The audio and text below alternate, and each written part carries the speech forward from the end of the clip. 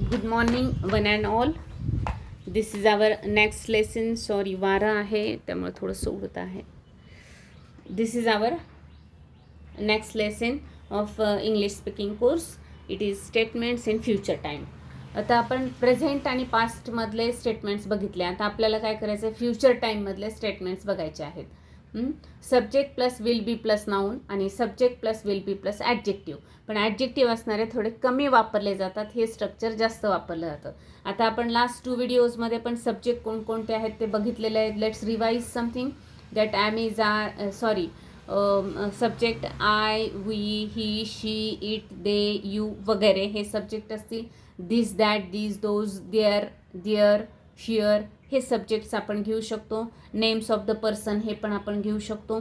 आणि त्यानंतर आपल्याला विल बी घ्यायचं आहे, विल बी, ठीक आहे. आणि नंतर एक तर नाऊन घेऊ शकतो किंवा ॲडजेक्टिव्ह. तर त्यामुळे हे आपले स्ट्रक्चर्स व्यवस्थित तयार होतात आणि हे फ्युचर टाईममध्ये आपल्याला आपण डिस्क्राईब करण्यासाठी यूज करतो. कारण स्टेटमेंट्स हे काय करतात, आपल्याला फॅक्ट सांगतात. म्हणजेच काय करतात, जे आहे ते सांगतात, जे आहे ते दिसतंय ते आपल्याला सांगण्यासाठी त्याचा उपयोग होतो. बघूया आपण sentences. This will be tall tree after 10 years. आता एक छोटं रोप आहे ते मी लावलेलं आहे, तर मी काय म्हणेन, this will be tall tree after 10 years. This will be tall tree. This plus will be plus noun, tall tree after 10 years. आता मी थोडं मिनिंगफुल केलं आहे. नुसतं इथं सेंटेन्स संपवलं असतं तर दिस विल बी टॉल ट्री तर ठीक आहे, पण हे उंच झाड असेल. पण आफ्टर 10 years म्हणल्यामुळं काय झालं, ते मिनिंगफुल झालं. म्हणून आपण मिनिंगफुल करण्याचा प्रयत्न करायचा आहे. सेंटेन्स एक्सटेंड करायचे आहेत. 10 वर्षानंतर हे उंच झाड असेल. He will be successful businessman in future. तो भविष्यात यशस्वी उद्योजक असेल. म्हणजे तो आता प्रयत्न करतोय, मग मी त्याच्या बाबतीत हे सेंटेन्स म्हणू शकेन की तो भविष्यात यशस्वी उद्योजक असेल.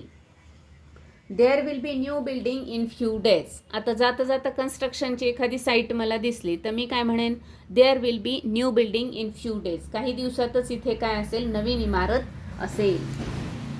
She will be healthy by exercise. She will be healthy by exercise.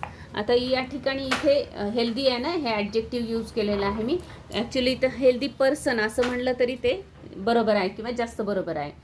ती व्यायामामुळे ती व्यायामामुळे आरोग्यदायी झालेली असेल असं म्हणायचं किंवा आरोग्यदायी असेल. She will be healthy person by exercise. इथे पर्सन बरोबर आहे, म्हणजे ॲडजेक्टिव्हपेक्षा ना जास्त नाऊनचाच या ठिकाणी उपयोग होतो किंवा ते जास्त आपल्याला प्रॉपरली सांगता येतं. They will be rare trees in future.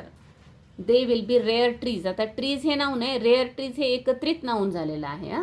Rare इथं ॲडजेक्टिव्ह हे फक्त ट्रीसाठी आलेलं आहे. देअर विल बी रेअर असं नाही मी म्हणलेलं. There will be rare trees म्हणजे ट्रीज हा मुख्य शब्द आहे, नाऊन हे इथं मेन आहे. रेअर हे त्याच्यासाठी वापरलेलं ॲडजेक्टिव्ह आहे, म्हणून हे पूर्ण झालेलं आहे नाऊन फ्रेज ज्याला आपण म्हणतो. हे सर्व दुर्मिळ झाडे असतील. म्हणजेच काय, भविष्यामध्ये हे सर्व दुर्मिळ झाडे असतील. आत्ता ते आपल्याला भरपूर दिसत आहेत पण भविष्यामध्ये दिसणार नाहीत, म्हणून आपण एक स्टेटमेंट असं करू शकतो. This box will be heavy to lift. आता इथं मी लिफ्ट हा वापरला आहे, हेवी शब्द वापरलेला आहे.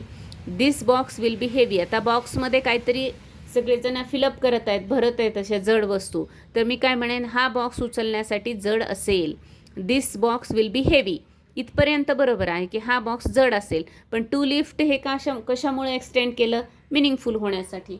म्हणून हा बॉक्स उचलण्यासाठी जड असेल. ॲज सब्जेक्ट दिस बॉक्स हा subject, will be plus adjective. It will be a stranger for me. हे माझ्यासाठी अनोळखी असेल किंवा ते माझ्यासाठी, ते जे काही आहे ते माझ्यासाठी अनोळखी असेल. मग ते एखादं फंक्शन असेल ते अनोळखी असेल, तर इथं स्ट्रेंजर हे सुद्धा मी काय वापरलेलं आहे, ॲडजेक्टिव्ह वापरलेलं आहे. This example will be difficult for her. The example will be difficult for her. Will be difficult, another adjective, use of another adjective, हे पण ॲडजेक्टिव्ह यूज केलेलं आहे. तिच्यासाठी हे उदाहरण अनोळखी असेल किंवा अवघड असेल. इथं चुकून अनोळखी झालेलं आहे, ॲक्च्युली तिथे काय पाहिजे आहे, अवघड असेल.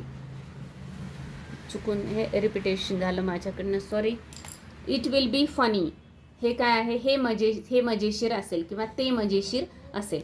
फनी डिफिकल्ट, स्ट्रेंजर, हेवी हे या ठिकाणी काय वापरलेत मी ॲडजेक्टिव्ह. तर ॲडजेक्टिव्ह वापरून सुद्धा आपल्याला फ्युचर स्टेटमेंट करता येतात किंवा नाऊन वापरून करता येतात. लक्षात ठेवायचं आहे या ठिकाणी कुठे आपण मेन व्हर्बचा उपयोग केलेला नाही आहे, कारण हे स्टेटमेंट्स आहेत.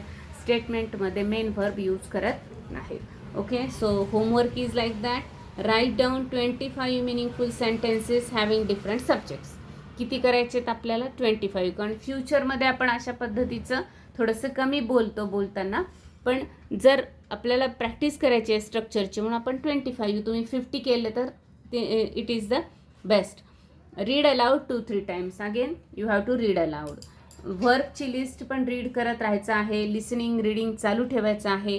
कोर्समध्ये आपण हळूहळू पुढे जात आहोत. सध्या स्ट्रक्चर आहे, त्यानंतर मिक्सिंग ऑफ स्ट्रक्चर आणि कॉन्व्हर्सेशन हे आपण घेणार आहेत. तर जसं जसं आपण पुढे जाऊ त्या पद्धतीने आपल्याला त्याचं सगळ्याची ओळख होणार आहे आणि प्रॅक्टिस पण होणार आहे. And at the last you will be able to speak very fluently. Okay, thank you. भेटूया आपण नेक्स्ट व्हिडिओमध्ये.